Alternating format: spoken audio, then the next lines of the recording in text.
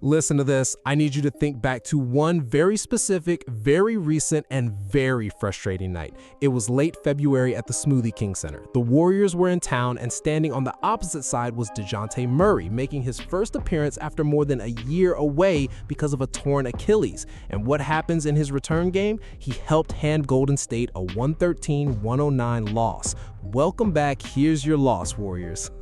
Petty, ruthless, and honestly, you gotta respect it.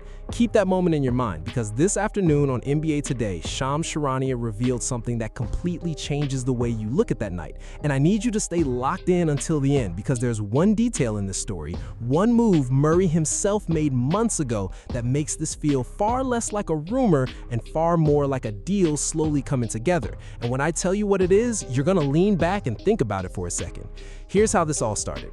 Malika Andrews is hosting NBA Today. The offseason rumor machine is in full motion. Everybody is debating how Golden State can squeeze one more championship push out of a 38-year-old Steph Curry. Then they turn things over to Shams, and Shams has that look. He says he's hearing there is mutual and active interest in a deal that would send DeJounte Murray to the Golden State Warriors. And then he doubles down. He says, "I'll put my reputation on this report on NBA Today in June." When someone with Shams Charania's credibility uses the word reputation, he isn't throwing out a random guess. He's telling you he already has confidence in the information. Now here comes the twist, and it's a good one. Because only a few months ago, this same DeJounte Murray was all over social media doing everything possible to shut down trade speculation. Reporters from The Athletic, Clutch Points, and multiple other outlets were reporting that his camp wanted out of New Orleans. And Murray responded, and keeping it clean for YouTube, he basically told everyone to ignore those reports, insisting that neither he nor his agent had ever requested a trade and that he was fully committed to the Pelicans. He could not have made his position any clearer. And now Shams is reporting that he could be heading to the Bay Area. So either circumstances changed or those denials turned out exactly the way these situations usually do. Stay with me, because once you understand why Golden State is involved, everything starts making sense very quickly. Let's break it down. 3 reasons, and reason number 3 is directly connected to the detail I'm saving for later, so we're building toward it. Do not leave early. Reason number 1. Steph Curry is getting ready to turn 38 years old, and he is worn out from carrying so much responsibility in the backcourt. Last season, the Warriors didn't even reach the playoffs. They finished 37-45, lost in the play-in tournament, and their season was over. And the explanation was painfully obvious. Whenever Steph lacks support, the entire system fell apart. And the support situation is even more concerning now because Jimmy Butler, the player they acquired to be that second star, is recovering from a torn ACL in his right knee. That is a difficult and lengthy recovery process. Moses Moody has also been dealing with injury problems. So picture Steve Kerr, who by the way signed back on and will be pacing that sideline again, looking around his huddle next season searching for somebody, anybody who can defend, handle the basketball, and create offense. Enter DeJounte Murray, a true lead guard who can take playmaking duties off Steph's shoulders for stretches, organize the offense, and allow the greatest shooter on earth to do what he does best, move without the ball and light teams up without having to carry the offense every single possession. That's not a luxury, that's survival. Reason number 2, the defense, and this one is tailor-made for Draymond. This franchise built its identity over more than a decade on switchable defenders, relentless pressure, and getting right in your face. And right now, perimeter defense remains a major concern with an aging roster and players battling injuries. DeJounte Murray is a former steals leader, a legitimate two-way threat capable of taking on the opponent's best guard and making life miserable for him all night long. You put that next to Draymond Green? With him anchoring things from the back end, suddenly Golden State starts looking dangerous defensively again. And let's be honest, Draymond would absolutely love that.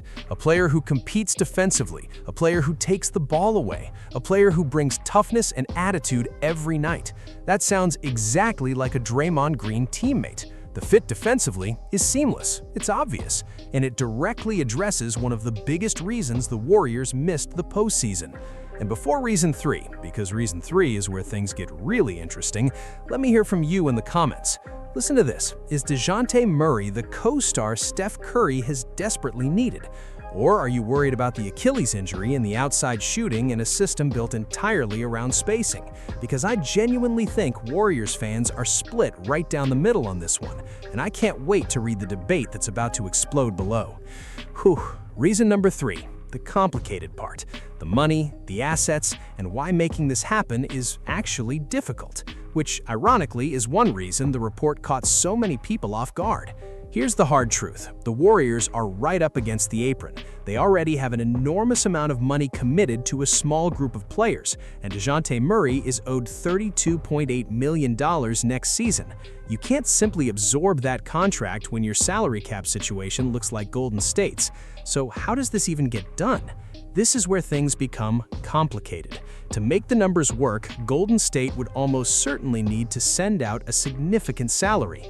We're talking about decisions involving player options, attaching contracts, and potentially bringing in a third team to help balance the deal. It's complex. It may be the most difficult aspect of the entire process, and that challenge is exactly why so many people initially said it could never happen. But difficult and impossible are not the same thing, and Mike Dunleavy Jr. has shown he's willing to solve difficult problems when the player is worth the effort. The Pelicans, remember, are desperate to clear out their crowded guard rotation and create financial flexibility. Their rookie has clearly emerged as the point guard of the future. They're loaded with guards earning over $30 million annually, and Joe Dumars needs to sort through the mess. So the motivation from New Orleans is absolutely real. That's what transforms a difficult trade into a realistic one. Now, let's get to the skeptic. They cut to a first take segment, and Stephen A. Smith is absolutely erupting. He's throwing his hands around and basically saying, a guard coming off a torn Achilles who shoots 30% from 3 is supposed to fit into Steve Kerr's shooting system? Where's the spacing supposed to come from? And you're willing to give away valuable assets to make it happen? Somebody explain that to me. And honestly, those are fair concerns. The shooting issue is absolutely valid in an offense built around movement, gravity, and spacing. And when you add in the Achilles recovery along with the price it would take to acquire him, those questions become even more legitimate.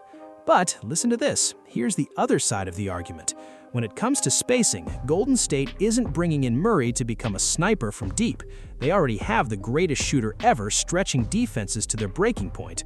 What they need is another playmaker and a perimeter defender, and Murray checks both boxes. He can initiate the offense, take the toughest defensive assignment, and allow Curry to spend more time working off the ball. And at 38 years old, that's exactly the kind of help Steph needs. As for the Achilles injury, he's already answered the biggest question. He returned to NBA action late last season, and he showed he could still be productive while staying healthy, which is the biggest hurdle any player faces after an Achilles tear. That uncertainty has mostly been removed. Stephen A. is looking at the three-point percentage. The Warriors' front office is looking at the need for a two-way creator beside an aging superstar. Those are completely different evaluations. And now, let me get to the payoff I promised. The one detail that makes this story feel legitimate. It's not the salary cap situation, it's not even a basketball fit. It's DeJounte Murray himself. Because when all of those trade rumors were flying around earlier, the reports weren't centered on New Orleans trying to dump him.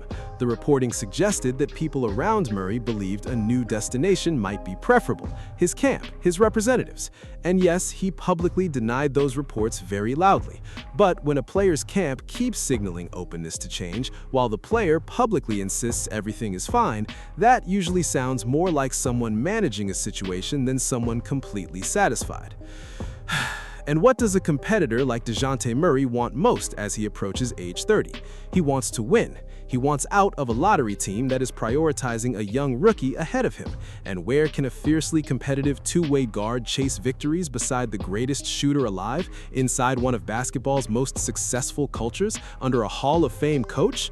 When the signals from a player's own circle have been pointing in that direction for months, you stop focusing on the denials and start paying attention to the smoke. That's the clue. That's the thing that changes this from an interesting rumor into something that feels genuinely possible. And now let me give you the funny part, because the full circle nature of this is incredible. The last time Warriors fans saw this guy in person, he walked into the building fresh off an Achilles recovery after missing more than a year, and he beat them. He gave a struggling Pelicans team one of its few memorable moments of the season, and he did it against Golden State. Now imagine the universe flipping the script and asking, what if that same pesky, stat-stuffing, ball-hawking problem becomes your problem for everyone else? There's something poetic about that. The player who beat you in his comeback game potentially putting on your jersey to help extend Steph Curry's final championship chase. Tell me you wouldn't watch every second of that story unfold. But hold up, the worst-case scenario is real too, and I'm not going to ignore it. There's absolutely a version where the explosiveness never fully returns, where the lack of shooting disrupts the spacing Curry thrives in, where Golden State gives up assets it can barely afford to lose for a player who ends up being just half a step slower than before. That's the gamble right there. On one side, it looks brilliant, and on the other side, people are asking what in the world were they thinking? But here's the reality. With Steph sitting at 38 years old, with Butler recovering from injury, and with a championship window measured in months instead of years, you simply cannot bring back the same roster that missed the playoffs and expect a different outcome.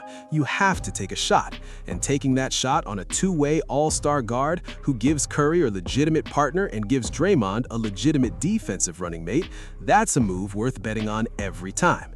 So let me bring everything together. DeJounte Murray to Golden State makes sense because Curry is 38 and desperately needs a dependable two-way teammate while Butler works his way back. It makes sense because Murray's defense helps restore the identity this franchise was built on.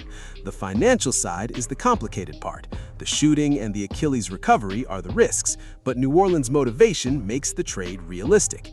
And Murray already proved on the court that he can come back healthy. And the fact that people around him have quietly appeared interested in a fresh start for months, regardless of what was posted publicly, is the clue that he may want this opportunity. That's the argument. That's the full picture. Now, here's what I'm watching next, and this is where the next video comes in, so make sure you stay subscribed. If this deal actually gets done, the next question immediately becomes what Golden State has to give up.